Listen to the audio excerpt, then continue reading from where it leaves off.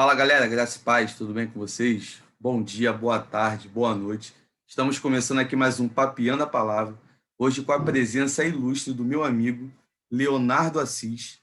Ele que é um homem de Deus, um grande amigo, já trocamos ideia algumas vezes na igreja onde ele pastoreou, né? Não sei se ainda está lá ainda, no bate-papo ele vai colocar aqui para a gente, né? Na apresentação de livros, né? A gente vendendo lá os livros, levando uma boa, Glória.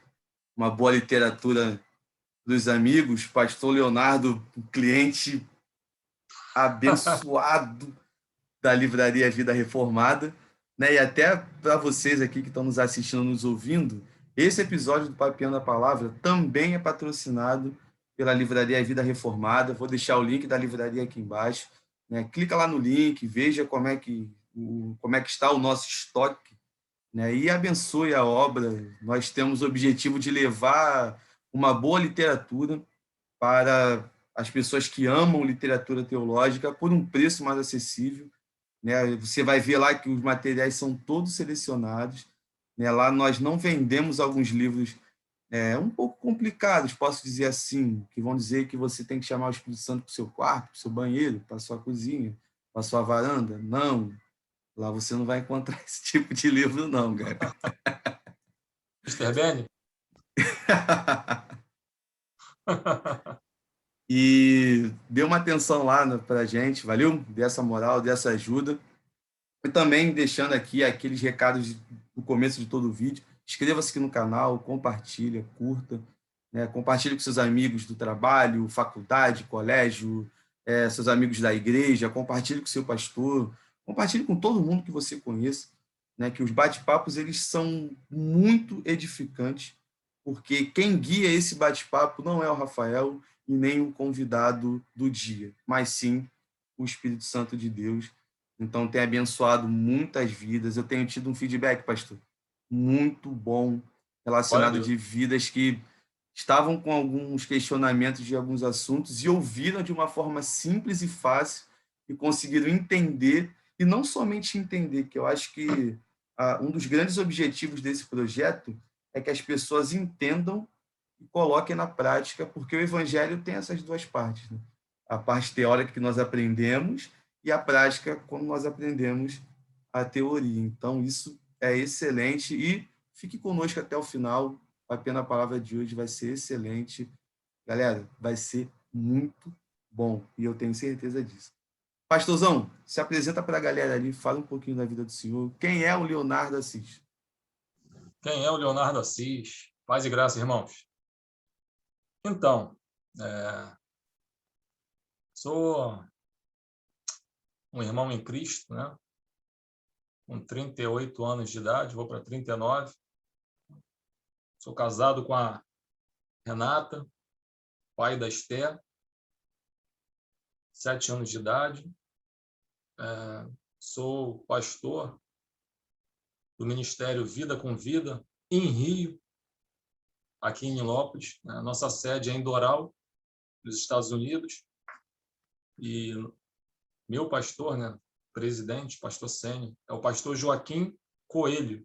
Ele tem alguns vídeos no YouTube, até na Lagoinha já pregou. Joaquim Coelho, a benção, e ele fundou, né, a primeira igreja em Doral, nos Estados Unidos. Foi a primeira igreja desse lugar. E agora nós estamos em Portugal, em Espanha, na África, México e também no Brasil, né? Nós tínhamos uma raiz batista, né? Nós temos uma raiz batista, mas aí meu pastor ele começou a ser discipulado do pastor Joaquim e basicamente foi fundido, né, o ministério. A gente mudou o nome, a gente era Igreja Batista Única, então nós agora somos Ministério Vida com Vida. Então estou lá nesse ministério mais de 10 anos, né? Como você falou no início, muitas palestras lá, teológicas, né? Vendemos ali bastante livros, abençoamos bastante pessoas, né? Tinha um seminário lá, agora em Nilópolis, lá, eu digo em Anchieta, né? A nossa base era em Anchieta, e agora em Nilópolis. E o seminário continua aqui em Nilópolis. Eu fui também coordenador desse seminário durante 4 anos. Eu saí há alguns meses, né? Eu dei lugar a outro, né? Acho que já deu o meu tempo, né? E sou formado também em teologia desde 2013, 2014. Formei em teologia, bacharel, com validação, e fiz uma pós-graduação em História de Israel. Na verdade, eu queria fazer sobre o Novo Testamento, né? Sobre história do pensamento cristão. Sempre gostei do Novo Testamento, mas eu percebi que tinha uma debilidade na questão do Antigo Testamento. Eu acho que a maioria dos cristãos acho que sentem um pouquinho, né? Essa questão assim de reis, crônicas. E eu lia, É complicado. mas não conseguia assimilar, né? Questão de Reino do Sul, Reino do Norte. E, de repente, não tinha vaga na pós de História do Novo Testamento, né? Teologia do Novo Testamento que ia fazer, se não me engano. Só tinha História de Israel. Falei assim, minha debilidade é no Antigo Testamento, vou fazer. E quando eu fiz, eu me apaixonei e me ajudou muito, me ajuda muito até hoje, né? Assim, eu comecei a comprar livros sobre o Antigo Testamento, a ler a teologia do Antigo Testamento, a ler mais o Antigo Testamento, também a Bíblia, né? E abriu assim um leque. E eu fiz assim um seminário que tinha alguns professores, né, que eram um tanto liberais e, e treinou também a minha apologética, porque eles falavam também muitas coisas que eu não concordava. E eu comecei isso aqui está errado, né? Não é assim. Então, comecei a comprar livros também que falavam o contrário daquilo que o professor explicava na sala de aula. Assim, de uma certa forma, no final de tudo, me auxiliou muito. Assim, eu criei uma casca teológica legal, assim, por causa do curso e por causa também dos professores. Eles foram bons, assim, por um lado, que me ajudaram a me aprofundar mais mesmo, né, nas questões críticas do Antigo Testamento, assim, da crítica, assim, das pessoas que não são cristãs contra o Antigo Testamento, que a mídia fala, o que os ateus falam. Então, assim, eu terminei essa pós e não avancei nos estudos, né, por falta de grana na época, de tempo. E, se Deus quiser, em breve eu farei um mestrado, um doutorado na área de escatologia, né, que é o que eu mais gosto. Mas esse sou eu, né? Estou aí há quase 20 anos aí na presença do Senhor, pela graça dele, fazendo a vontade do Eterno. Amém? Amém. Olha, rapaz, vou te falar, bagagem de estudo interessante, né? E o que eu acho legal dessa história... Fazer o que eu fiz. Esse exemplo que você deu, né, sobre a escolha e não ter vaga e ir para uma outra área para poder estudar, eu vejo muito que como é que Deus trabalha na vida da gente com propósitos específicos, né? Nem tudo que a gente quer escolher ali, talvez, porque eu acho que o ser humano geralmente ele vai escolher aquilo que para ele é mais cômodo e mais fácil. No meu caso, eu não fiz aquilo que ele está mais habituado. Então, acaba que quando Deus tem algo específico na vida da gente, claro, essa é a minha compreensão desses assuntos, ele vai levando a gente por caminhos que a gente não fazia ideia que a gente um dia iria trilhar, né? Eu gosto sempre de dar um exemplo que isso aqui que eu faço hoje não é algo que eu sempre quis fazer. Não era aquela coisa de, nossa, assim que eu me converti, eu sonhei em ter um canal do YouTube, de ficar conversando com o pessoal, conversando sobre experiências, vários assuntos e tudo mais, e hoje realizei um sonho. não é a realização de um sonho. Foi algo que eu vi que eu estava sendo empurrado por conta de todo o cenário que a gente começou a viver no ano passado, né, de ter que estar na internet o tempo todo para poder continuar realizando ali os cultos online por conta das restrições que a gente começou a ter devido a essa doença que está aí, né, que a gente nem pode falar o nome dela, senão o YouTube ele dá uma travada É, no vídeo, né? Mas Spike. todos nós sabemos quem é que está fazendo isso tudo no mundo. Então a gente, assim como outros amigos também, mestre, que começaram a ser levados para projetos que nunca fizeram ideia que iria começar, não tinham noção de que estariam na internet fazendo alguma coisa, criando conteúdo, conversando com as pessoas. Então eu acho isso algo incrível e fico muito mais maravilhado quando eu vejo essas formas que Deus trabalha na vida de cada um para cumprir um propósito que não é nosso, mas sim um propósito Com que certeza. é dele. Então isso é fantástico demais. E, pastorzão, dentro da dinâmica aqui do Papinha na Palavra, eu sempre pergunto para o convidado, para ele contar um pouco da experiência de conversão. Né? Como é que o senhor conheceu Cristo? Como é que o senhor chegou até a vida cristã? Conta para a gente aí. Eu nasci numa família não religiosa, né? Claro, assim, minha mãe sempre se considerou católica, né? Antigamente era assim, né? A maioria, não sou católico, mas assim, como nós falamos hoje em dia, né? Não praticante, né? Lembro que minha mãe só ia no domingo de Ramos, em missas assim, entre aspas, especiais, né? E eu acompanhava ela e ao mesmo tempo, né, paralelo a isso, outro lado da família assim, era envolvido com Umbanda e alguns com Candomblé. Então assim, eu frequentava às vezes a igreja católica, ia muito em centro de macumba, em festividade, né? Aquela coisa de doce, né? Peguei muito doce quando era pequeno, né? Mas assim, nunca me inclinava nem para a igreja católica, olhava aquele boneco, né, de Jesus lá sangrando e as pessoas chorando, eu nunca entendi aquilo. Disse, pô, Jesus não morreu, mas não ressuscitou, que falam? O pessoal está chorando aqui por causa desse boneco de cera.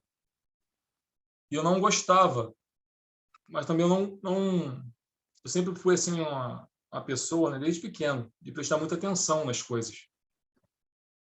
E eu frequentava assim a Umbanda, o Candomblé, assim, com a minha família, né? Minha avó era, entre aspas, irmã de santo, ela recebia entidade do meu lado às vezes. Mas assim, eu frequentava e também via que na minha família nada dava certo.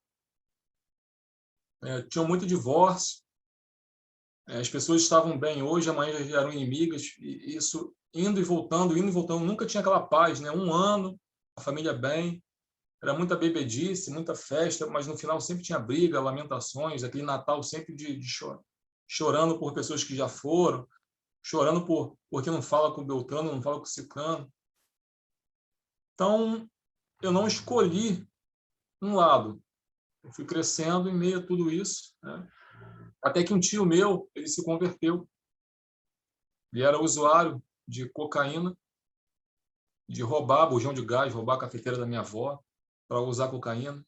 Quase morreu várias vezes. E um certo dia minha avó recebeu lá uma entidade, né? Não vou nem falar o nome para não dar moral, o apelido dela. Mas ela recebeu essa entidade e a entidade falou assim, ó, para esse aí não tem mais jeito não. Para ele só a igreja. A entidade falou isso. Para ele só a igreja. Isso chamou muito a minha atenção, mesmo tendo 6, 7 anos. Eu ouvi isso, eu estava presente na sala, quando o santo, né, falou para ele só a igreja. E o meu tio foi para a igreja, e ele se converteu e virou um pastor da igreja do Nazareno. Né? Muitos anos e ganhou muitas almas para Jesus. Né? Então, assim, esse foi o primeiro, né, toque assim de Deus na minha vida, né? Porque isso marcou muito.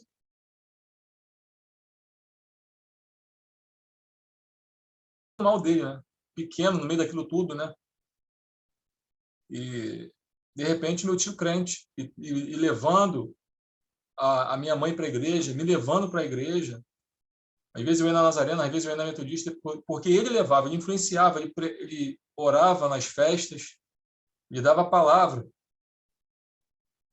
nos aniversários, e assim, isso mexia muito, né, com a gente. A gente sentia, era aquele momento de paz, aquele momento de assim, poxa, e teve uma vez que eu fui numa igreja com ele, e eu fui com muita dor de cabeça, né? Antigamente, o louvor era muito ruim. Não tinha diante do trono, né? Na antiga não tinha isso. Era chá com pão mesmo, aquela guitarra, tchan, as irmãs cantando desafinado. Então você sabia que ia ter gritaria. E eu estava com dor de cabeça. Meu Deus, quando aquelas irmãs começaram a cantar, as oportunidades começaram a rolar, metodista wesleyana, e eu fui com dor de cabeça e voltei sem dor de cabeça. Então, assim, foi mais um chamado, né? Então comecei a... E outras coisas aconteceram, né? Uma visão do pastor, que chamou também a minha atenção. Eu fui começando a perceber que aí a igreja era o local certo. Eram as pessoas certas para eu andar. Eu comecei a gostar e quase, né, virei assim um membro, né? Estava indo tanto que já estavam já me convidando sempre. Vamos lá, vamos lá, vamos lá. E ficava tocando louvor em casa. Só que aí começou a ter aquela perseguição básica, né? Pré-adolescência, né? O outro tio meu me chamando de maluco, que vai virar crente, aquela coisa toda. E criança começou a pesar e eu parei de frequentar a igreja. E fiquei mais de 10 anos sem pisar numa igreja. Mesmo tendo essa simpatia, lembrando-se das palavras, das pregações, mesmo lendo a Bíblia às vezes em casa, livro de Apocalipse, aquela coisa toda, eu fiquei mais de 10 anos sem ir para a igreja. Até que eu conheci uma menina, começamos a namorar, e ela era desviada. E a gente namorou um tempo, a gente terminou, só que como a gente estava indo aos cultos, né? Depois de 10 anos eu comecei a entrar na igreja e tal. Muita diferença, né? Vi ministério de dança, que antigamente não tinha. E as meninas com roupa colorida, o culto escuro, totalmente diferente, né? Eu fiquei assim olhando. Mas aí a gente terminou, comecei a ir sozinho. Então eu saía, ia para a balada, né? Vida que eu tinha de mundano. Mas tinha certos domingos que eu separava e ia para a igreja. Eu comecei a gostar de estar ali. Até que um dia Deus me chamou. Foi em 2007. Pouco tempo, né? 2007, eu acordei e falei, hoje eu vou. E só que aí, né, esse hoje eu vou, era o Espírito Santo falando, né? Vai, hoje você vai. Só que eu esqueci desse pensamento, comecei a beber de tarde e acordei 6 horas da noite, meio de ressaca. E assim, eu lembrei, foi a primeira coisa que eu lembrei, o culto. Então eu tomei um banho. Lembro que minha mãe falou assim, você vai para a igreja bêbado? Eu, não, deu uma desculpa lá, eu vou assim mesmo. E eu fui, durante os louvores, Deus me chamou, né? Eu ouvi aquele louvor do Kleber Lucas, né? É tempo. É tempo de nascer de novo. É tempo de buscar renovo. É tempo de viver a graça antes que se passe o tempo. E essa letra mexeu muito comigo. Me destroçou, né? E a palavra e o apelo foram só consequências, né? Então ali eu fui salvo por Cristo. E tive assim momentos assim de instabilidade, principalmente no começo, que eu não conhecia ninguém da igreja, não conhecia ninguém. A minha ex parou de frequentar a igreja porque sabia que eu estava lá. Eu não Caramba. conhecia ninguém. E eu cheguei até o batismo sem conhecer ninguém na igreja. Então, eu achei que ia ser batizado na semana seguinte, aí tinha que fazer aula de batismo. Então, fui batizado 3 meses depois. Eu fui convicto, né? Saí da igreja salvo, né? Saí do culto salvo, né? No outro dia, eu era uma outra pessoa. Eu fui xingar um palavrão, eu senti a mão assim, ó, Deus, faz isso não. Então, eu parei de beber, parei de fumar, parei de usar drogas, que às vezes eu usava, parei de me prostituir, né? Parei de ir para a balada, de uma hora para outra. Foi assim, foi uma bomba, assim, né? Meus amigos não entenderam, ficaram fazendo aposta, né? Ih, você vai, 2 meses vai voltar para o mundo, aquela coisa toda. Sei como é Tive que é. estabilidade, né? Mas toda vez que eu estava fraco, parecia que eu estava vendo assim Cristo sofrendo por mim na cruz, né? Deus me segurou e eu fui crescendo. Deus foi me dando amigos na igreja, né? Pessoas que me ajudaram na caminhada. Depois Deus me deu a minha namorada, que hoje é minha esposa, né? Já tinha mais tempo na igreja e me ajudou muito também, né? Somou. Aí de lá para cá foi só vitória, né? A gente passa por lutas, mas assim, passei por desemprego, passei por muita coisa, mas assim, tudo que eu tenho hoje, eu posso falar que foi Deus que deu. Deus me deu uma esposa, Deus me deu uma filha, Deus me deu um casamento, casa, ministério, né? Assim, não me arrependo de nada, claro. E eu só tenho assim a agradecer a Deus, sabe? E dizer assim, talvez tenha alguém, né, vendo esse papeando que esteja passando por uma instabilidade no começo da caminhada, esteja querendo se desviar, é que não há nada melhor, né, nesse mundo do que ser cristão. O diabo ele tenta de tudo no início da caminhada, né? Ele tenta matar a obra, como ele tentou matar fisicamente, né, a igreja no início, quando ela nasceu, ela veio à vida, né, porque ela sempre existiu. Então, assim, o diabo ele tenta, né? Como o faraó fala, vocês podem ir sacrificar no Egito, no deserto, mas vocês não vão muito longe. Vocês podem lá, mas voltem rápido, não vão muito longe. Então, o diabo ele tenta ceifar a nossa vida no começo da caminhada, né? Mas vale a pena suportar a provação, né? Como o Tiago fala, vale a pena suportar a provação, para que a nossa fé seja aprovada. E a cada vez que a gente persevera e tem a resposta de Deus, mais casca, mais experiência a gente vai tendo, né? O primeiro desemprego é muito triste, é muito revoltante, mas o segundo, no terceiro, no quarto, você já pensa assim, isso é fichinha, já aconteceu comigo, Deus vai abrir a porta de novo. Então, assim, as provas e as vitórias nos dão essa casca, nos dão essa experiência.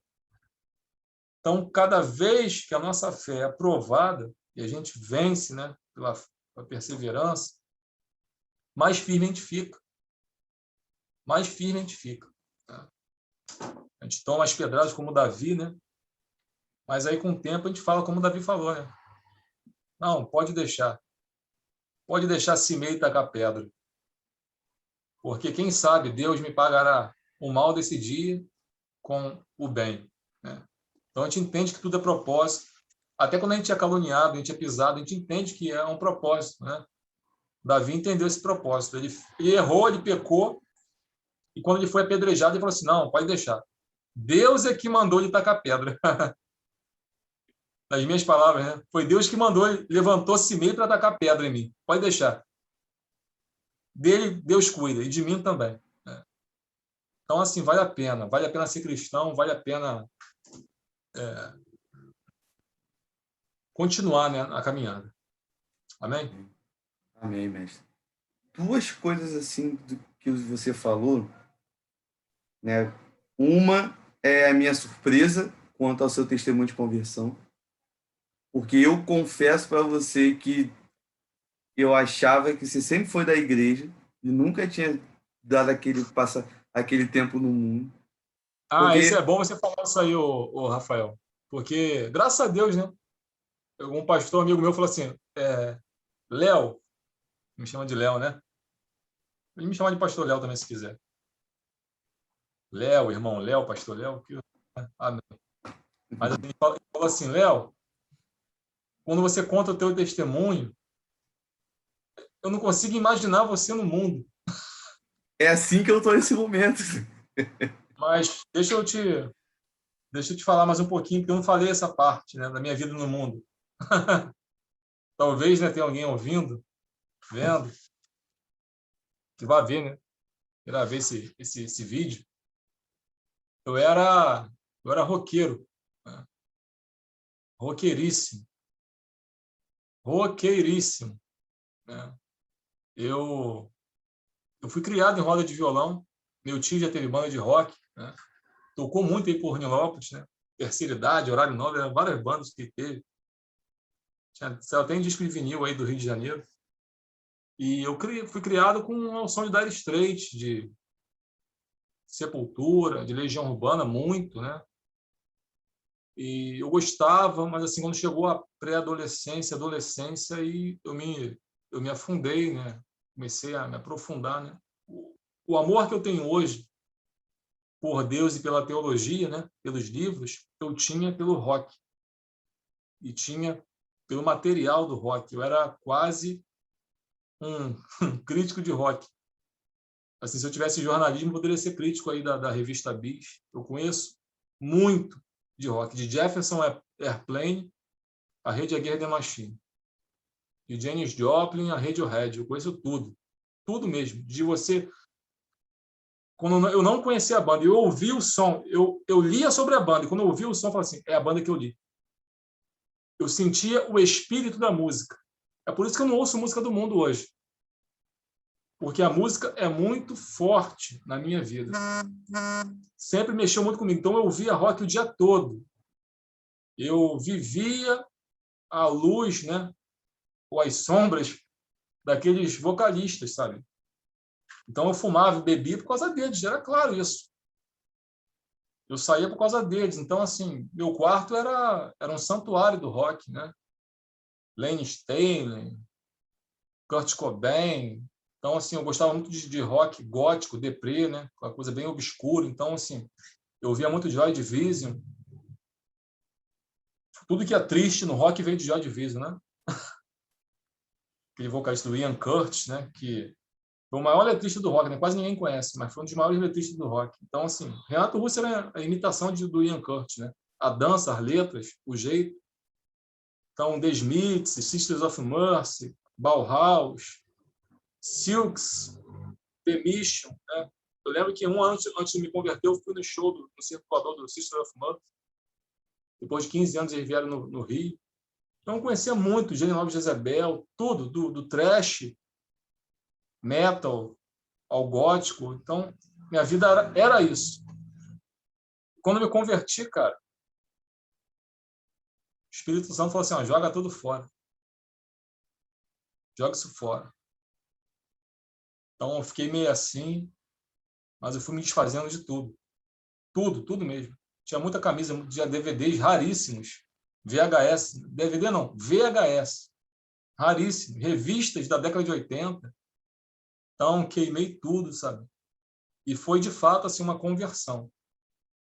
Eu não fui para virar crente, mas eu voltei crente. É como Paulo, né? Ele não foi para virar cristão, ele foi para matar crente.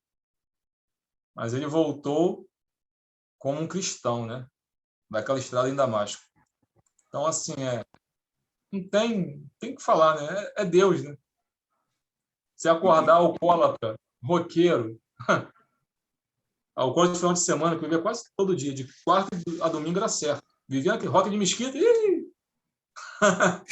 Garage, a duplinha Vila Mimosa Garage, ali na Praça da Bandeira. Então, porra, galera de Ricardo Anchieta, cara, muita gente me conhecia.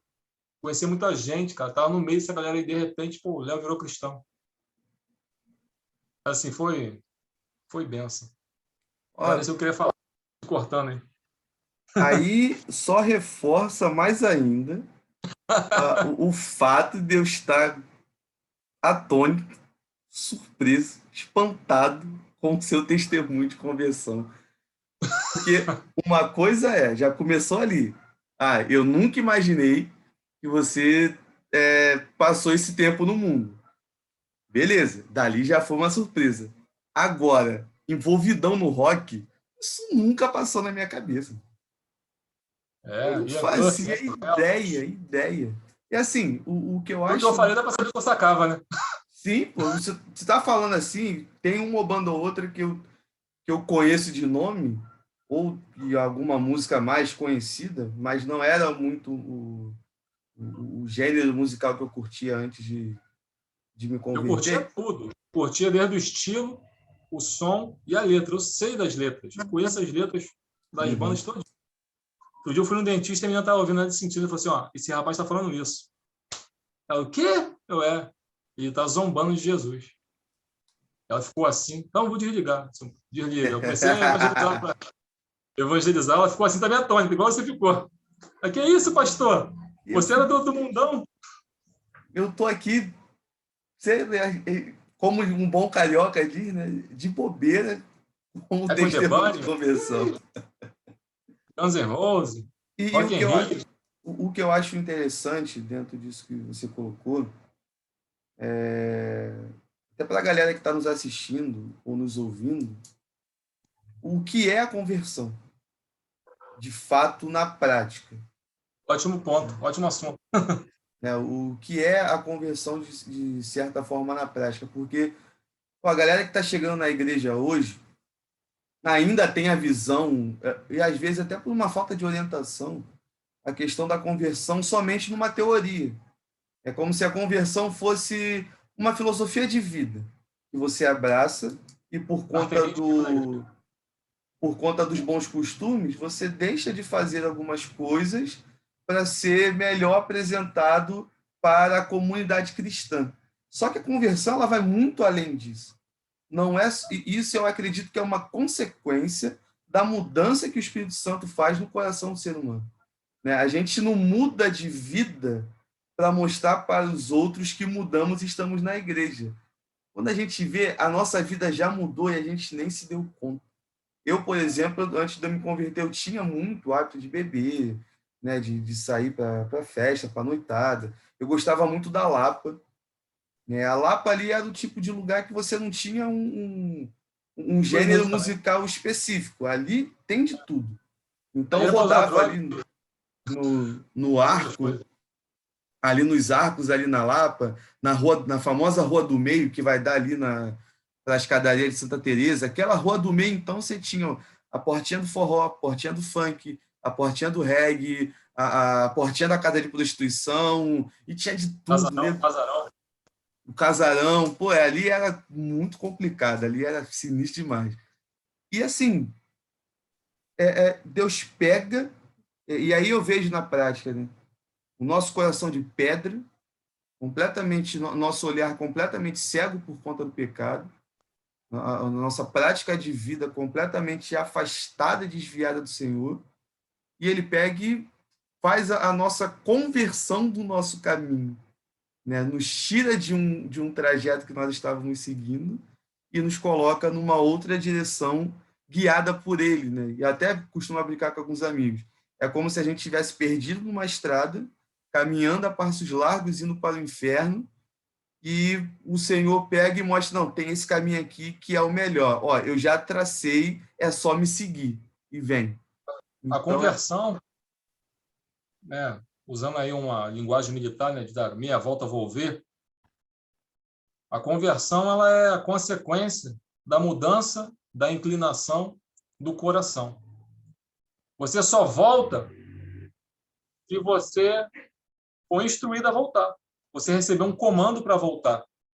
Você não volta por voltar. Ninguém é maluco de estar em uma direção e, de repente, do nada voltar. Só se esquecer alguma coisa. É um comando. Você está indo, de repente você sente a vontade. Não, preciso voltar. Por quê? Eu ouvi uma voz, um comando.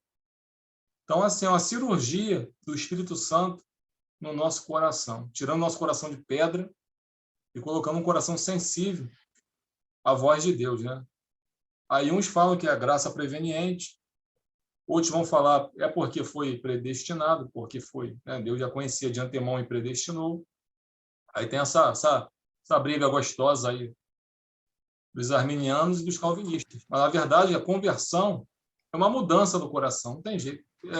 Nem se eu quisesse fazer o que eu fiz, eu conseguiria. Jogar meus discos, rasgar minha camisa do Joy Division, jogar minha revista da Bis, do Legião Urbana de 86, fora, deixar de beber cerveja. Eu bati na mesa do Dick, ali na Rua do Aidano, um mês antes de eu me converter. Isso foi tão marcante. É aquele tipo de coisa que o Espírito Santo guarda na sua mente. Ó, isso aqui você precisa sempre lembrar. Eu bati na mesa, estava eu e um colega meu. Eu bati na mesa e falei assim, ó, Cláudio, não tem nada melhor do que mulher, cerveja e rock and roll.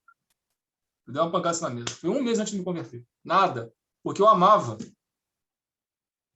Eu amava o que eu fazia, aonde que eu ia, o que eu ouvia. E, de repente, eu não ouço mais rock, fornicação parou o cigarro, parou Lapa, parou reggae, parou garage, igreja quarta, sábado e domingo, e batismo em menos de 3 meses. Isso aí é Deus. Isso é quando Deus se revela e você entende de que você é uma outra pessoa. Você não é mais do mundo. Verdade. A gente está aqui. Isso é fantástico, isso é incrível demais. E, galera, você que está aí nos ouvindo ou nos assistindo, tenha a noção do que é, de fato, uma conversão. Né? Se você que está aí acompanhando a gente e ainda acha que é interessante viver uma vida de agente duplo dentro da igreja, entenda de verdade o que é a conversão.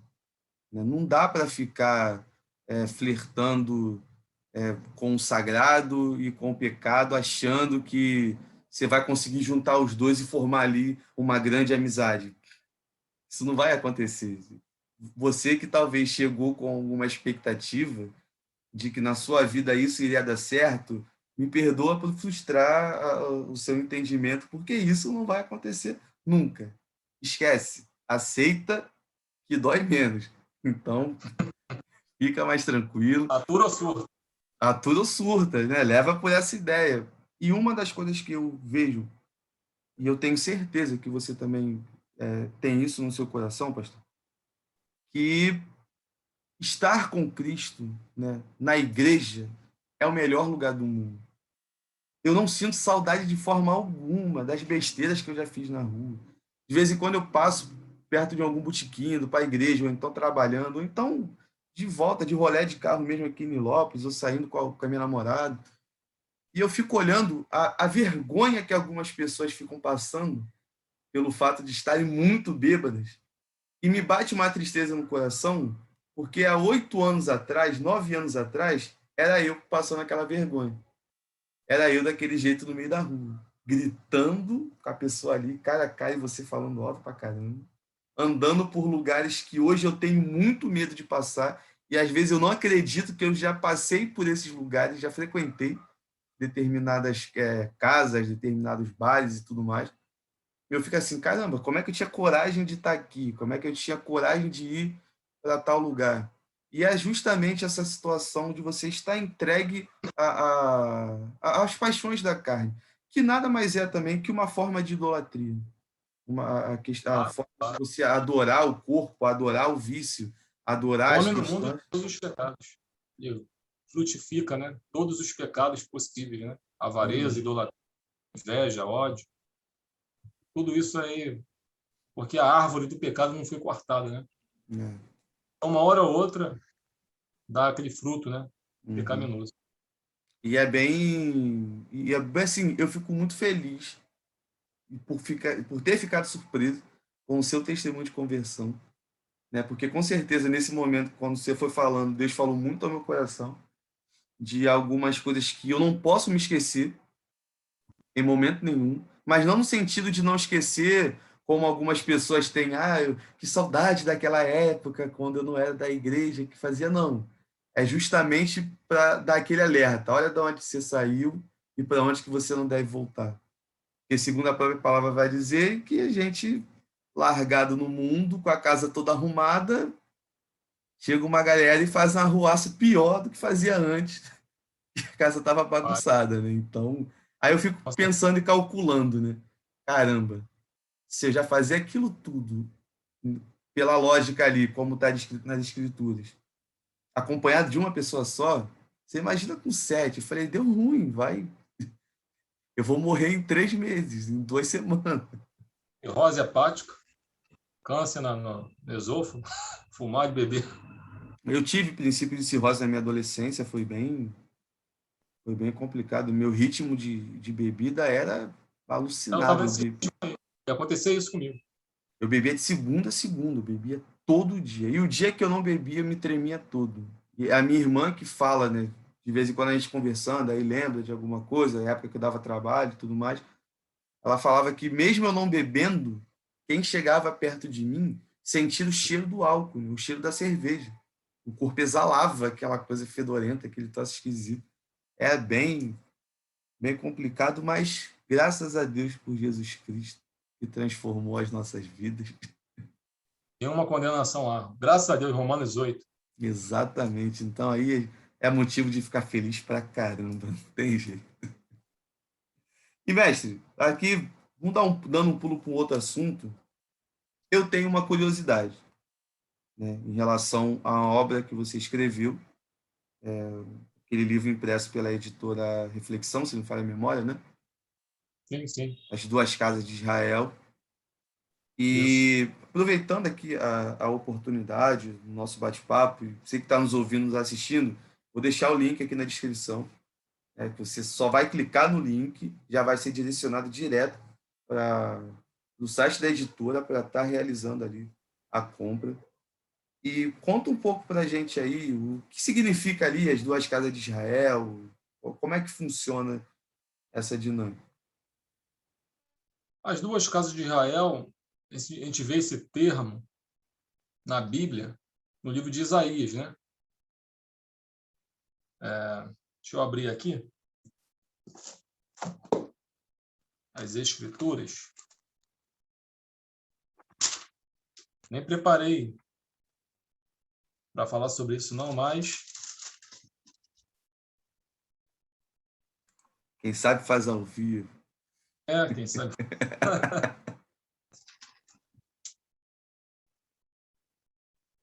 Capítulo 8, verso 14, diz assim: Então ele vos será santuário, mas servirá de pedra de tropeço e de rocha de escândalo às duas casas de Israel. Pontinho, pontinho, pontinho. Então, na época do profeta Isaías, Israel já estava dividido em reino do norte, 10 tribos, e reino do sul, 2 tribos. Né? Judá e Benjamim constituíam o reino do sul, que também é chamada Casa de Judá. Né? Por causa de Judá, filho de Jacó. Né? Então, Casa de Judá. E o reino do sul é chamado na Bíblia de Reino do Norte. O Reino do Norte é chamado de Casa de Efraim, Casa de José, Casa de Jacó. São as 10 tribos do norte. Tem o porquê disso tudo, mas não vai dar tempo de eu explicar. Mas, assim, Israel estava dividido. Mas antes era um reino único. Era um só reino. Por que dividiu? Bem, a gente tem que voltar lá em Gênesis. Jacó, ele teve 12 filhos, né? Mais Diná, e a bênção que ele recebeu de Isaac, que recebeu de Efraim, ele deveria passar para o primogênito. No caso, ele tinha José como filho, primogênito, com Raquel, sua esposa amada. Mas Jacó teve 4, né, mulheres, né? Teve Raquel, Lia, Bila, se não me engano, né? E outra. que era serva, né, de Leia, ou de Lia. Teve 4 mulheres. Então, ele teria que passar essa bênção da primogenitura, a bênção da aliança, né, que Deus tinha com Abraão, Deus tinha com Isaac, Deus teve com Jacó, e passaria para um filho dele. Qual seria? José? Mas essa bênção ele dividiu em 3 partes. Quando ele vai abençoar os seus filhos em Gênesis 48, e principalmente em Gênesis 49, 48 ele abençoa os filhos de José. Mas principalmente em Gênesis 49, ele abençoa os filhos.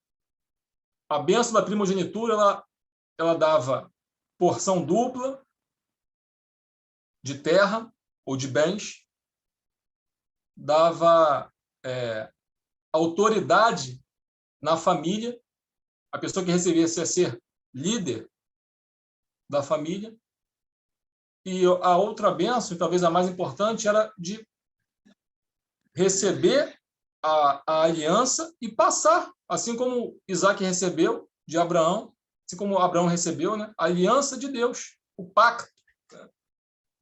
Então, era assim, mais ou menos, tinha essas três bênçãos, né? A primogenitura. Então, ele dividiu, Jacó dividiu com os seus filhos. Ele abençoou um filho dele e 2 netos que ele adotou. Foi Judá, filho dele, recebeu a bênção de liderança, liderar a família.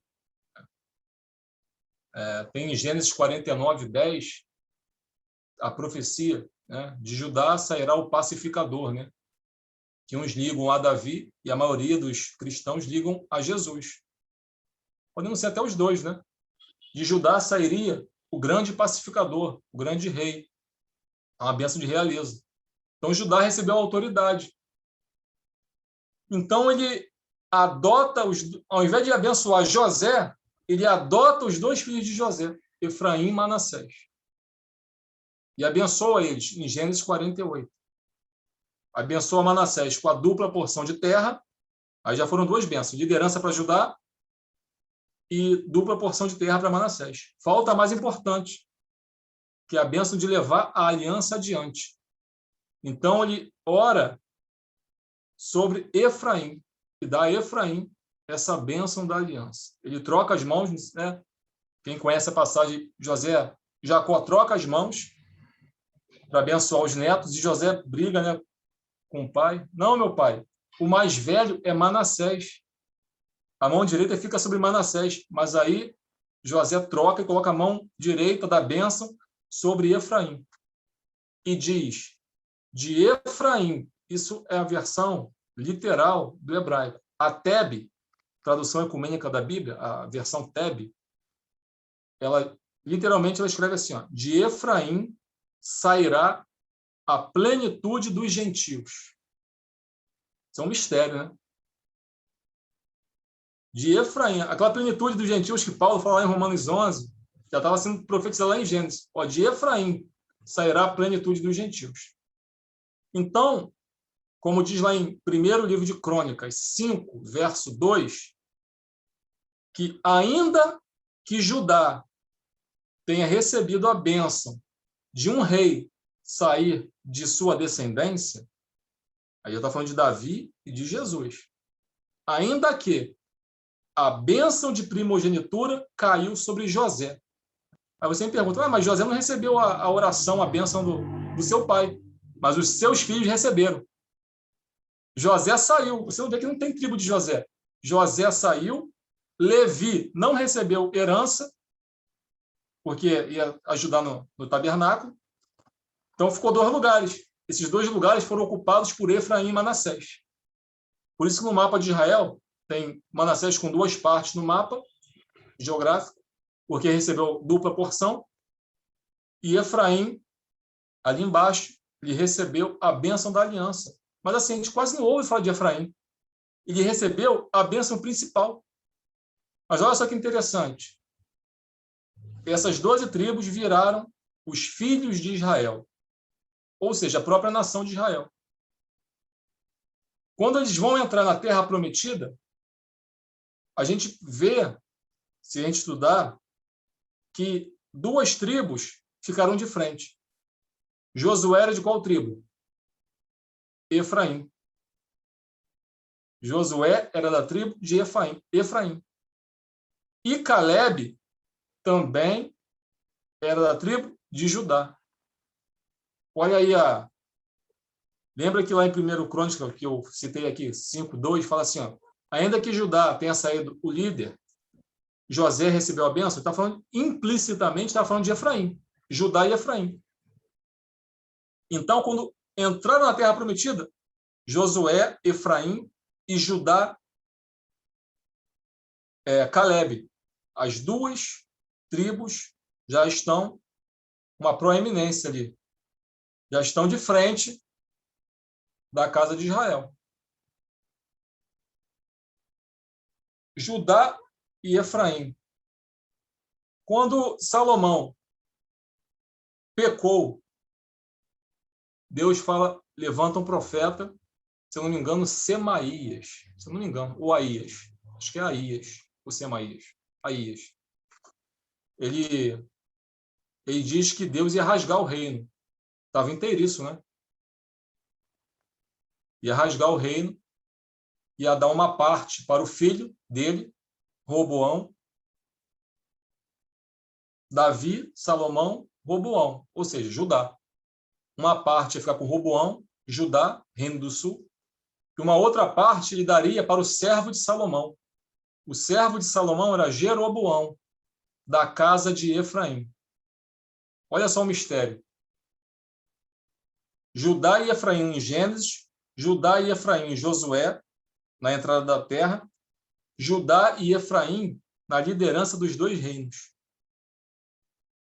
Então, foi dividido, Roboão se revoltou, pediu, né, orou, juntou um monte de pessoas, vamos lá tomar de novo o reino do norte. Aí Deus usa o profeta Semaías agora, se não me engano, lá em 1 Reis 12:24, se não me falha a memória. O profeta fala assim, ó, não suba contra os vossos irmãos, porque essa obra da divisão, quem fez fui eu. Deus falou, eu é que dividi. Por que Deus dividiu o reino de Israel em casa de Judá e em casa de Efraim? Ele tinha um propósito nisso. A casa de Judá pecou muito? Pecou. Mas tinha que ter um remanescente, porque dali viria Jesus. Eles foram para a Babilônia, mas eles retornaram. Mas a casa de Israel, ela foi para a Síria e nunca mais voltou. As 10 tribos foram não só perdidas, elas foram misturadas. As mulheres casaram com homens de outros países, outras nações. Os que ficaram, os assírios foram lá e se misturaram, o culto e também tendo filhos, que eles viraram samaritanos. Os samaritanos, eles se misturaram e foram dispersos para as nações. Por que Deus dispersou, misturou e as tribos se perderam? Porque alguém ia entrar na vaga da casa de Israel. Deus misturou eles com gentios para eu e você, para a gente entrar nessa vaga. É por isso que quando Oséias, no capítulo 1, verso 10, ele fala assim, ó, para a casa de Israel que ele profetizava, Oséias 1:10. Vocês não são meu povo. Acabou. Bota o nome do filho com a prostituta de não meu povo. Loami, se eu não me engano. Tem um nome esquisito lá. Não meu povo. Vocês não são mais meu povo. Aí vem o oráculo, a palavra profética. No lugar que se dizia, passado, vocês não são meu povo, se dirá, futuro, vocês são meu povo. Paulo pega essa profecia de Oséias 1:10 e aplica à igreja lá em Romanos 9:23-25. Quando ele fala dos gentios, os vasos de misericórdia, que somos nós, igreja, formada de judeus e gentios, Como diz Oséias, no lugar que se dizia, vocês não são meu povo, vocês são meu povo. E como diz também Isaías, ainda que os filhos de Israel sejam como a areia do mar, só o remanescente será salvo. Que remanescente é esse de Israel? É o que o Paulo falou um pouquinho antes, a citação de Oséias. Nós somos os filhos que não eram filhos, não éramos povo. Paulo trata extensamente disso em Efésios, Romanos, Gálatas. Nós não éramos filhos, não éramos povo. Assim como a tribo de Israel, a casa de Israel, deixou de ser povo. Deus falou assim, vocês não são mais meu povo.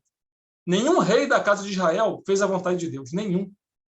Enquanto você vê uma oscilação na casa de Judá, fulano fez o que era reto ao Senhor, mas Beltrano não fez o que era reto ao Senhor.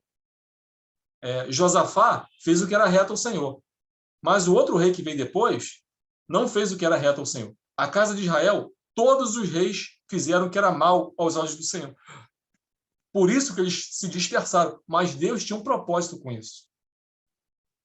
As duas casas de Israel, vendo de uma forma cristológica, profética, ela diz respeito a judeus e gentios.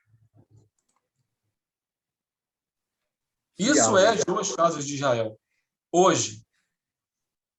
As 10 tribos vão voltar. Balela. Nunca mais vão voltar. Mas eu conheço alguém que é da tribo de Zebulon. Esquece isso. São ovelhas perdidas, assim como os gentios. Está tudo no mesmo pacote. Nós, os samaritanos, a profetisa Ana, que era da tribo de Azer, quando Jesus nasceu, tinha alguém ali perdido da tribo de Azer, de Zebulon, tinha. Mas tudo isso, para Deus, são gentios. Acabou. Samaritanos, gentios, tudo casa de Israel. É assim que Deus vê.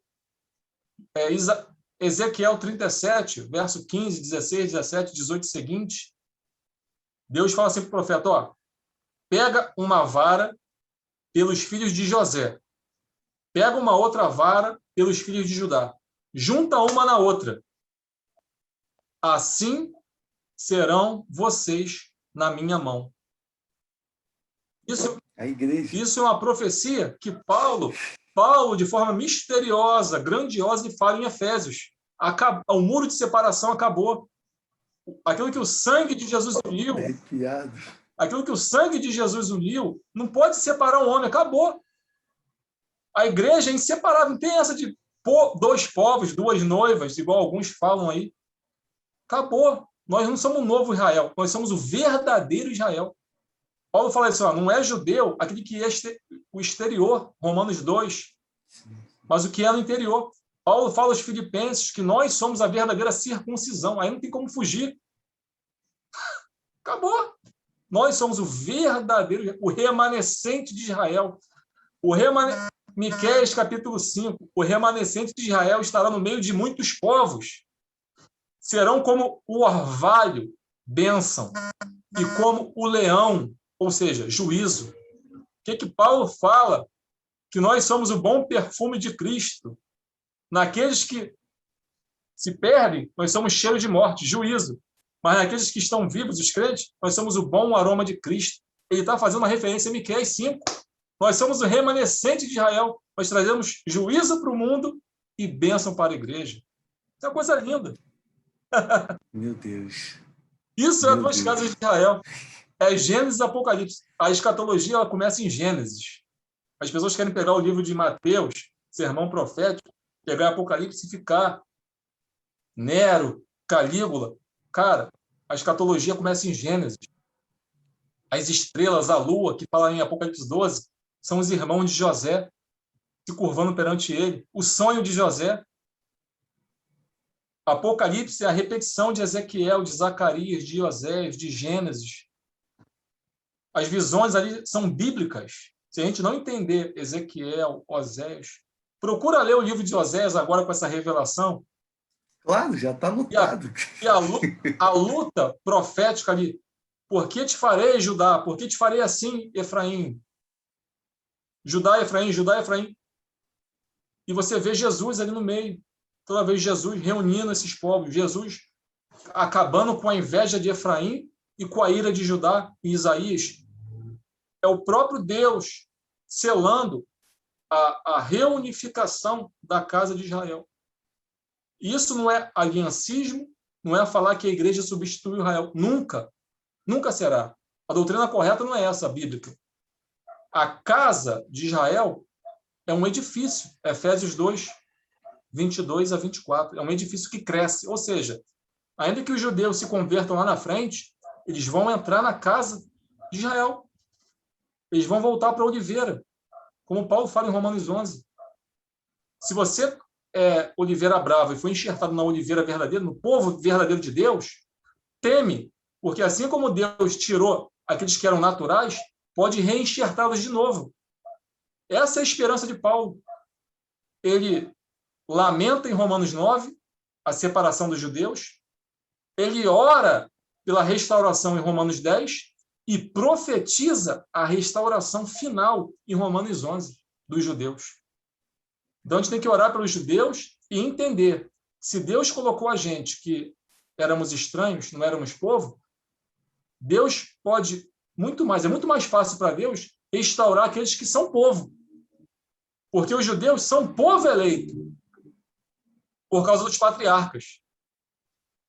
Mas eles são inimigos do evangelho por causa do Cristo, porque eles não creem no Cristo. Eles são povo de Deus, mas são inimigos do evangelho. A gente precisa conciliar essas duas coisas.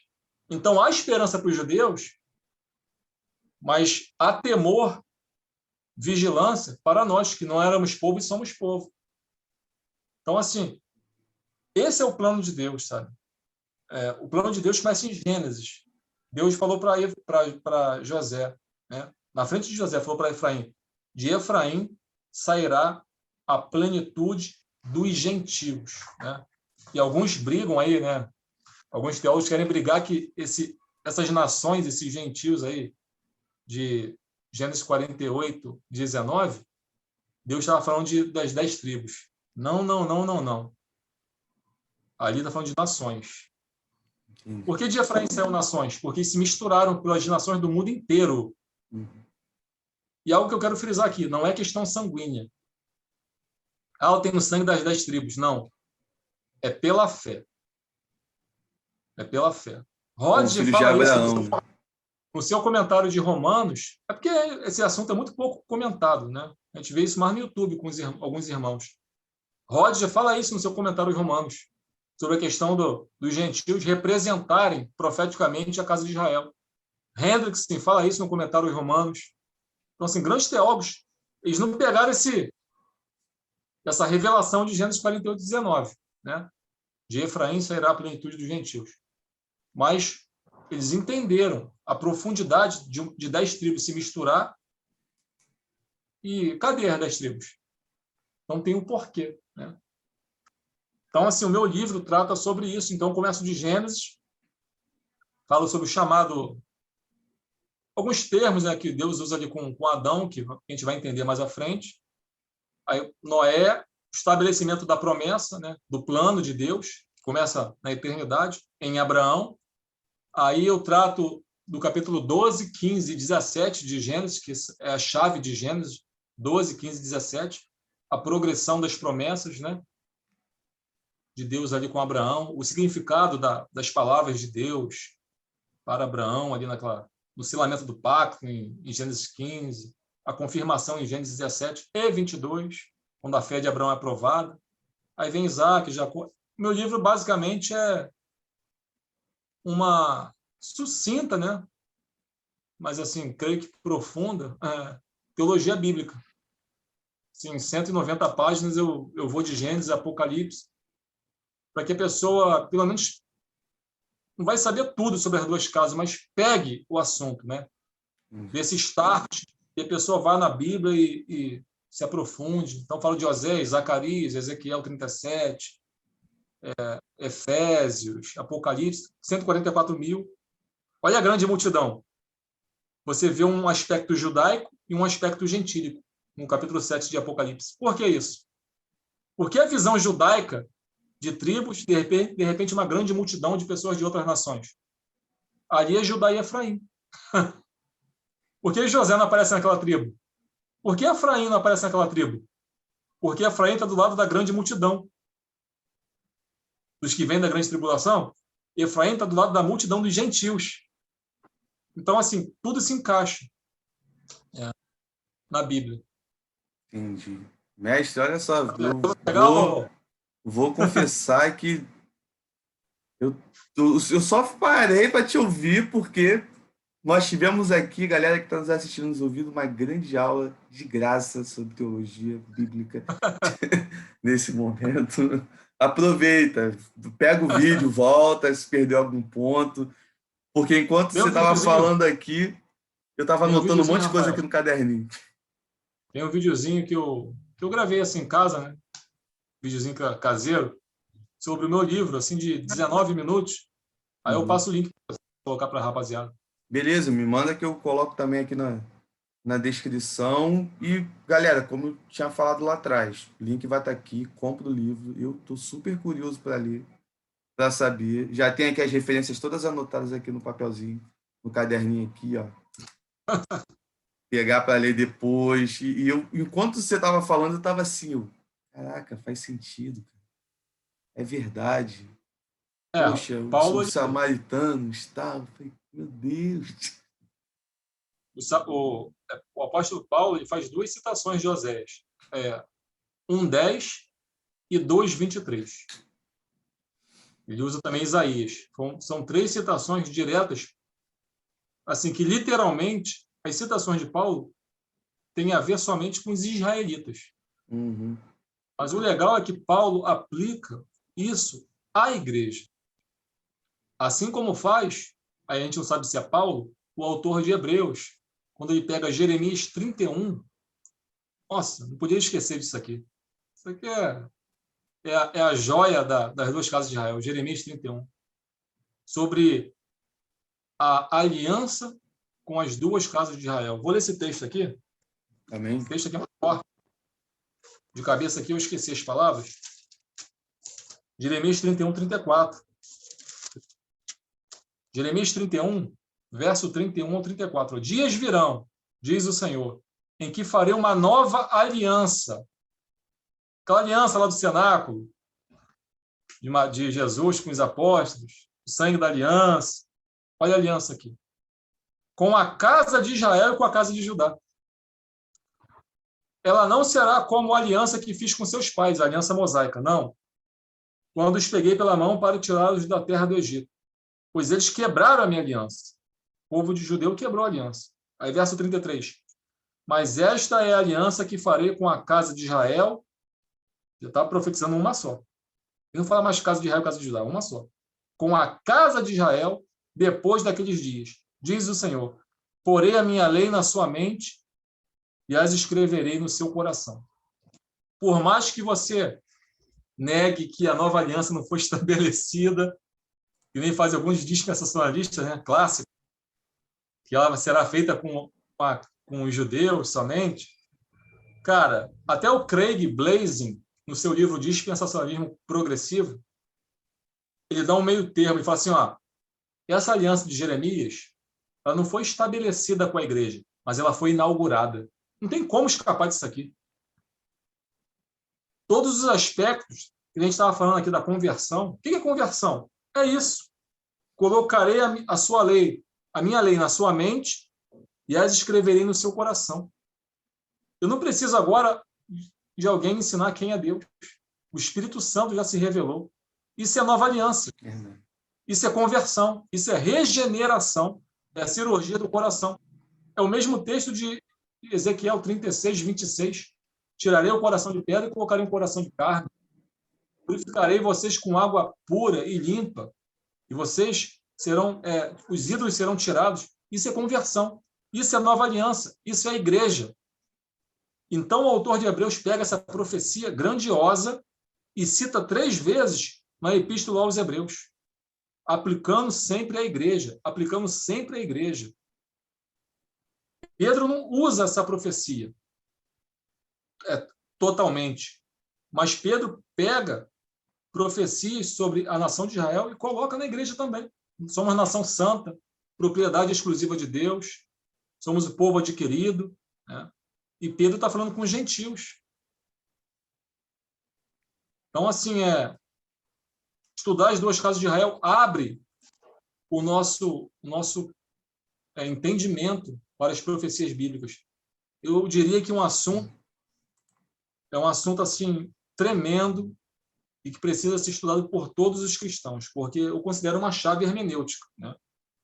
Não é aquele, sem essa chave você não vai conseguir abrir a Bíblia. Não é.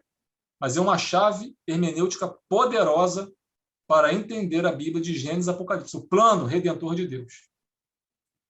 Então, assim, esse assunto veio até mim em estudos no Google, sabe?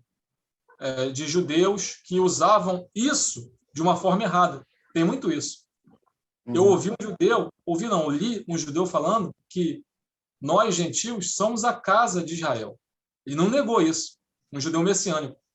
Mas ele falava assim, mas para a casa de Israel voltar a ser uma com a casa de Judá, precisa guardar o sábado, circuncidar, guardar as festas judaicas, aí sim, eles vão ser povo de Deus. Ou seja, eles tinham a chave do conhecimento, mas estavam usando a chave para judaizar a igreja, para atrair discípulos após eles.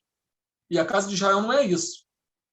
Cada um no seu quadrado. Nós somos gentios, não estamos mais debaixo da lei, ainda que a lei seja uma força espiritual para nos manter na linha, nós não estamos mais debaixo da lei mosaica, mas debaixo da lei de Cristo.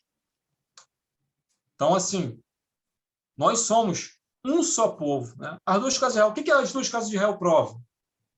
Que nós somos, de fato, um só povo, e isso não é achismo, e nem isso é aliancismo de Westminster, de presbiteriano, não. Nós podemos falar até basicamente as mesmas coisas, mas é uma prova bíblica, única, factual, de que nós realmente somos um povo e nunca seremos separados novamente. Se um dia tiver um milênio na Terra, isso também é uma dúvida, né? Eu sou pré-milenista, mas tem essa disputa. Se um dia tiver um milênio na Terra, pode ter certeza que o verdadeiro Israel estará de frente das nações. Não a nação de Israel, que poderá ser cristã, mas o verdadeiro Israel, que é a igreja. Entendi. Mestre, olha só, nossa, eu preciso estudar mais sobre esse assunto. Porque você está falando e eu tô aqui, minha cabeça viajando, tipo, como é que eu não consegui ver isso quando eu li o texto tal? Como é que eu não consegui compreender dessa forma? E eu tô aqui já A geografia maquinando. bíblica, a teologia bíblica, E assim, catologia. eu não sei nem se eu vou querer ver mais a final do Campeonato Carioca aqui do Flamengo e Fluminense para poder pesquisar sobre isso, que eu sou muito curioso. Quando esse conhecimento veio, Rafael, das duas casas de Israel, a primeira coisa que eu fiz, claro, foi ler Gênesis 12, 15, 17, 22, os 4 capítulos chaves. Quando eu li Oséias, meu Deus, cara, como é que eu não vi isso? Oséias está aqui anotado já vou pegar para ler mais tarde. A Bíblia fala com a gente, mas eu estava me vendo assim, sabe, em cada versículo, meu Deus, olha o plano de Deus, cara. Olha como ele trabalhou para que, sabe, nós fôssemos enxertados. Aí alguém fala, poxa, mas a igreja nasceu em Atos 2, pastor. A igreja nasceu em Atos 2. Mas é como um bebê. Antes, Deus falando para Jeremias, de você ser formado no ventre da sua mãe, eu já te conhecia e te dei por profeta. Antes da igreja nascer em Pentecostes, Deus já tinha um plano estabelecido para as nações. Sim. A gente vê, aí, guarda essa aí, anota essa aí. Gênesis 9, 27, antes de Abraão. A bênção de Noé. Maldito seja Canaã, servo dos servos, seja dos seus irmãos. Bendito seja o Deus de Sem, e Canaã seja servo. Bendito seja Jafé, e ele habite na mesma tenda ou nas tendas de Sem. Sabe o que é Sem? é o primogênito. Sabe de onde Abraão veio? De Sem, de Arfaxade, de Sem. O povo de Israel vem de Sem. É quase como Sem, tribo de Judá. Sabe o que é Jafé? São as nações das ilhas. São os gentios. A Espanha, Itália, esses lugares todinhos, eles são descendentes de Jafé. Sabe o que Deus está falando? Habite os gentios na mesma tenda dos judeus. É a igreja.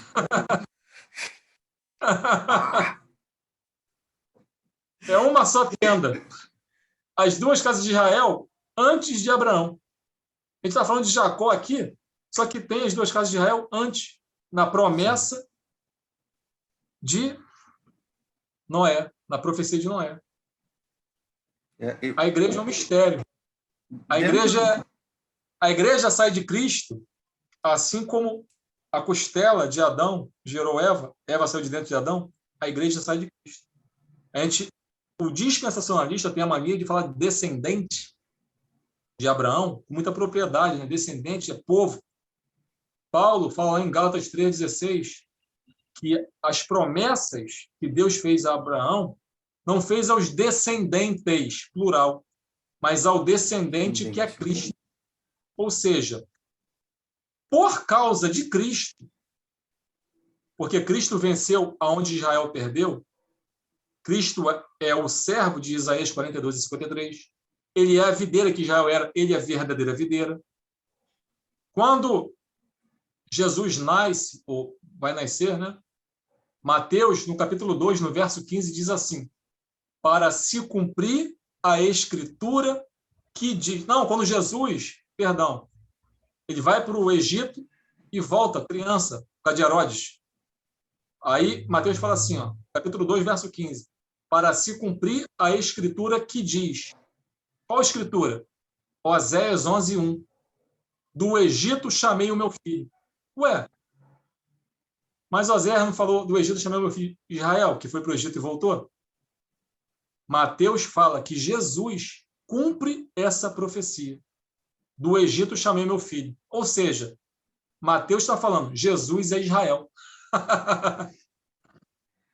Nossa, aí, a descendência de Abraão é Cristo. Se Jesus é o verdadeiro Israel, os seus filhos são quem?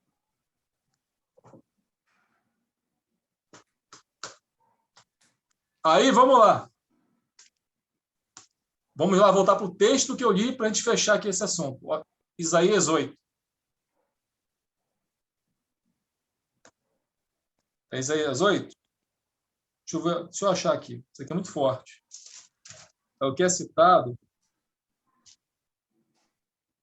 Isso. Rapaz, é porque eu estou usando o celular para gravar, senão eu procurava no celular. Mas se eu não achar aqui, eu vou falar de cabeça. A aplicação que Isaías faz dos filhos dele usando a Jesus. Ah, tá, achei. E mesmo texto, olha só aqui, que bênção. Isaías 8,14. Então lhe vos será ele Deus, né? Jesus. Quem serviu de rocha de escândalo para os fariseus? Jesus. Então ele vos será santuário, mas servirá de pedra de tropeço e de rocha de escândalo às duas casas de Israel. Servirá de armadilha e de laço aos moradores de Jerusalém. E muitos deles tropeçarão, cairão e serão destruídos, enlaçados e presos. Nossa, isso aqui, Paulo fala isso em Romanos também. Isso é muito forte. Guarda o testemunho, sela a lei entre meus discípulos. Isso aqui é Deus falando, é Jesus falando. Guarda o testemunho, sela a lei entre os meus discípulos. Esperarei no Senhor, que esconde o rosto da linhagem de Jacó, a linhagem física. E o aguardarei. Aqui me encontro. Olha o que Jesus fala. Aqui me encontro com os filhos que o Senhor me deu, por sinais e maravilhas em Israel, da parte do Senhor dos Exércitos, que habita no Monte Sião. Deus está usando os filhos de Isaías, isso é profético também, depois estuda os filhos de Isaías, e está falando de Jesus e a igreja. Essa aplicação, o mesmo autor de Hebreus, ele faz o capítulo 2, se eu não me engano. Deixa eu achar aqui.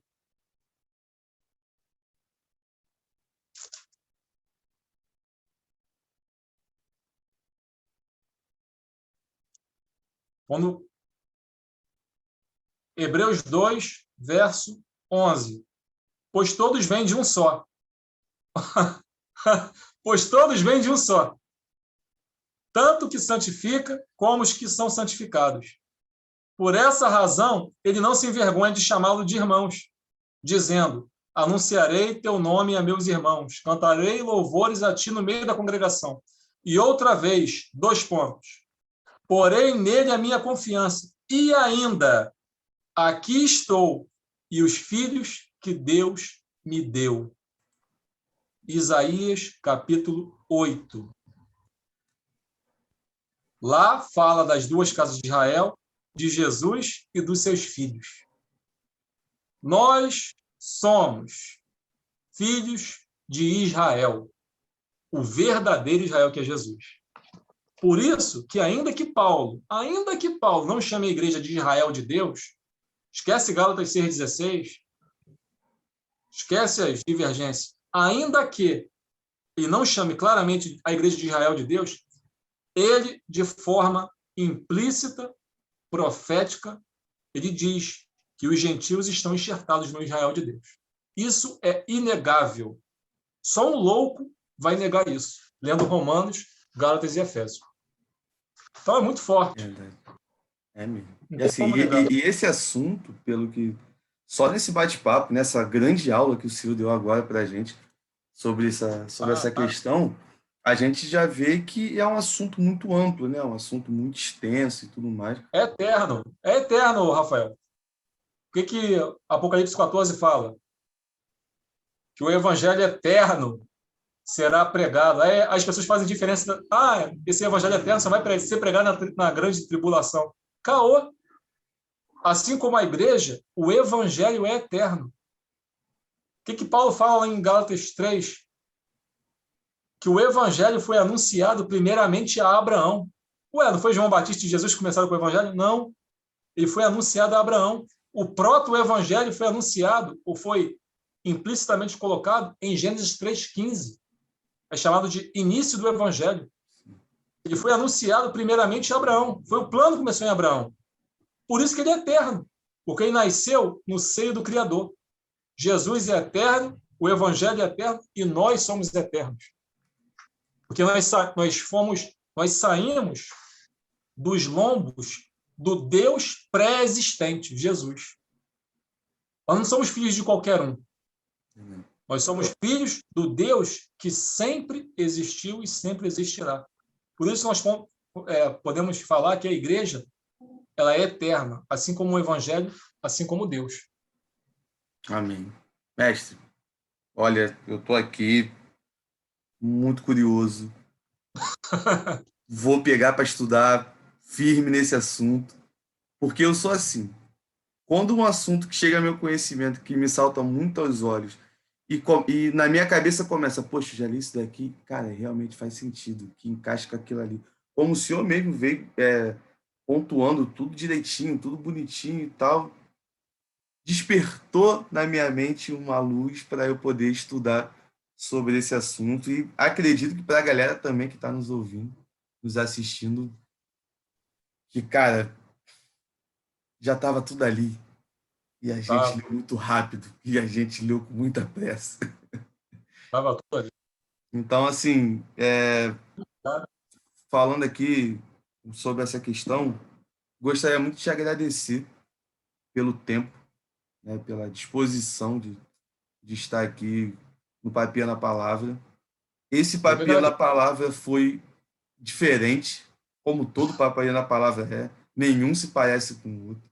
Papinha na Palavra de surpresa, que eu fiquei Sumiu. completamente, como é que se diz? Não assustado, mas não acreditando que a vida que você levou antes de vir para Cristo foi a vida que você falou. Eu fiquei muito assim, não, ele tá brincando, isso aí não era ele, não, não é possível. Cara, calmo, tranquilo demais. Eu fiquei, meu Deus do céu.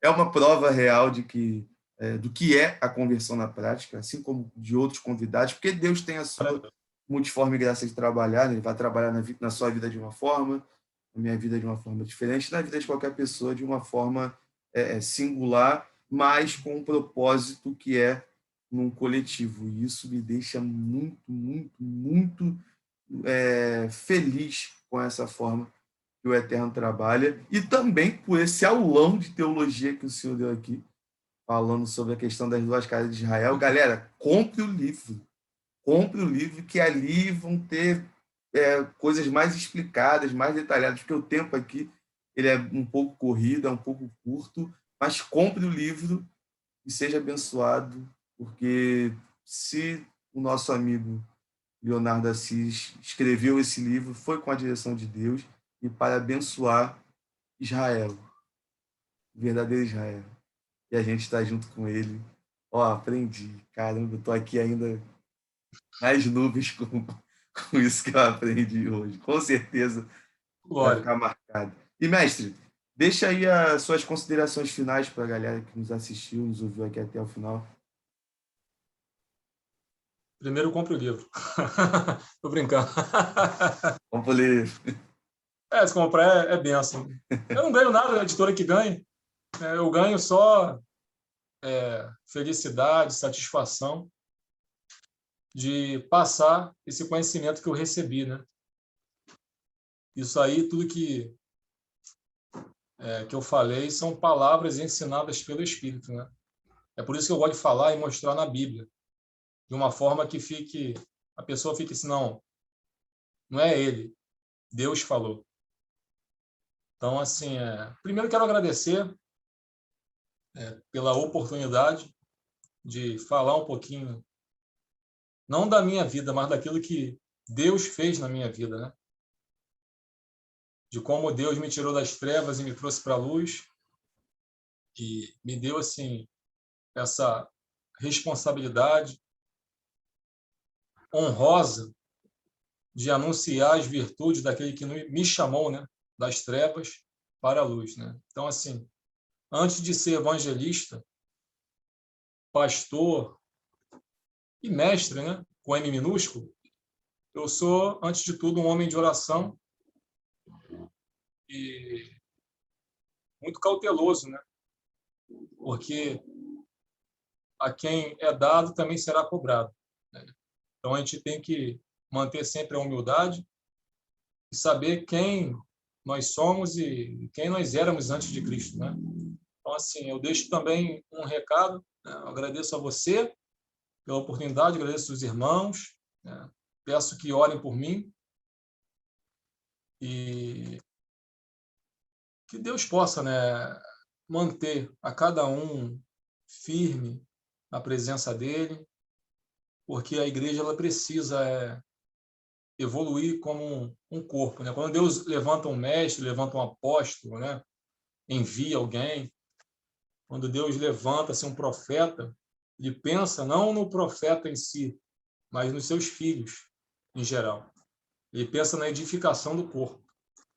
Então, se os irmãos entenderem as escrituras, né, entenderem esse mistério, né, das duas casas de Israel, que na linguagem de Paulo é o mistério de Cristo em Efésios,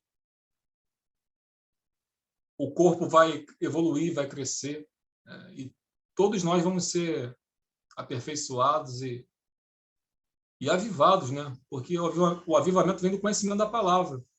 Porque o conhecimento da palavra nos faz ajoelhar, orar, clamar, atender a palavra que Deus escreveu, né? Clame a mim e responder-te-ei. Anunciar-te-ei coisas grandes e ocultas que não sabes, né? Tem muita coisa oculta na palavra que a gente não sabe por negligência nossa mesmo, porque a gente não pede, porque a gente não se coloca na posição, ou porque a gente não está preparado para receber alimento sólido, como o autor de Hebreus fala em Hebreus 5, do 11 até o 14, que ele queria falar sobre o tabernáculo e queria falar sobre a tipologia do tabernáculo à luz de Cristo. Ele começa a falar, tem uma hora que ele para. Ó, tem muitas coisas para falar com vocês, só que de difíceis interpretações, porque vocês são negligentes no ouvir. Então, eu dei leite para vocês, poderia dar alimento sólido, mas eu dei leite, porque vocês não estavam preparados para receber. Jesus falou isso para os discípulos: olha, tem muita coisa para dizer para vocês, só que vocês não vão suportar agora. Então, vocês precisam receber o Espírito Santo, serem batizados, entenderem as Escrituras, deixar de ser tardo de coração, ser crente. Aí sim. Aí Pedro entendeu por que ele recebeu as chaves do reino. Aí Pedro começou a pregar para os gentios, deixou de ser judaizante para virar um pregador da igreja, ele começou a pregar para os gentios, entendeu que a bênção do Espírito Santo, da aliança, era com os samaritanos e com os gentios também. Deus abriu o leque de Pedro. Mas por quê? Pedro recebeu o Espírito Santo, Pedro se preparou, orou, buscou, assim como Paulo ficou 3 anos, né? Nos 1000 dias do apóstolo Paulo, ele ficou 3 anos na Arábia. O que Paulo fez na Arábia? Ele já conhecia a Torá, já conhecia o Tanak, né? Já conhecia a letra. Com certeza, Paulo buscou inspiração e revelação da palavra para começar a pregar em Tarso, Cilícia, aos arredores da sua cidade e no mundo, para reis e imperadores. Paulo ele buscou a Deus e Deus se revelou a ele. Então, assim, minhas considerações finais, para finalizar, eu incluo isso, que a gente possa crescer na Bíblia, crescer na oração, crescer na intimidade, crescer no conhecimento, porque isso é bom para a gente e melhor ainda para abençoar os irmãos. Lá em 1º livro de Crônicas, 12:32, diz que os filhos de Sacar eram conhecedores do tempo e os seus irmãos faziam o que eles declaravam. Eles eram conhecedores do tempo, eles tinham discernimento. E tudo que eles falavam, as outras tribos obedeciam. Que a gente possa conhecer os tempos, aumentar em discernimento, em fé, em sabedoria, em conhecimento, porque Jesus breve voltará. Amém? Essa é a longa consideração final aí. Nada, tranquilo, relaxa. Galera, muito obrigado vocês aí que ficaram até o final.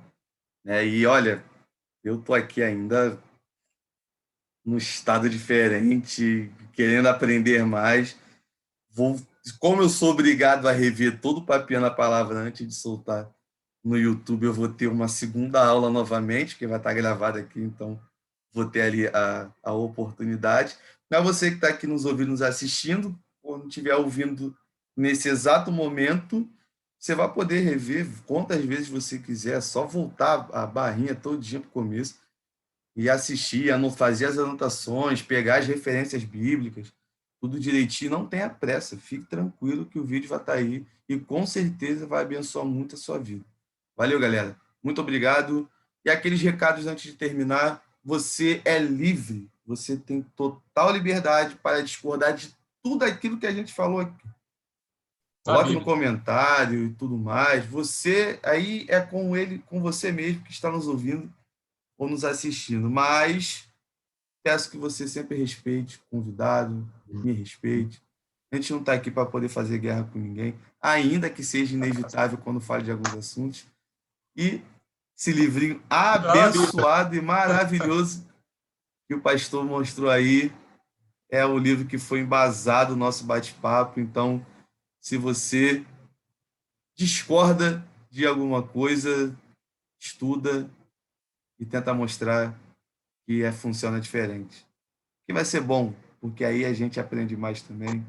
E isso é maravilhoso. Pregue o evangelho a tempo e fora de tempo. Galera, tamo junto e vamos com tudo.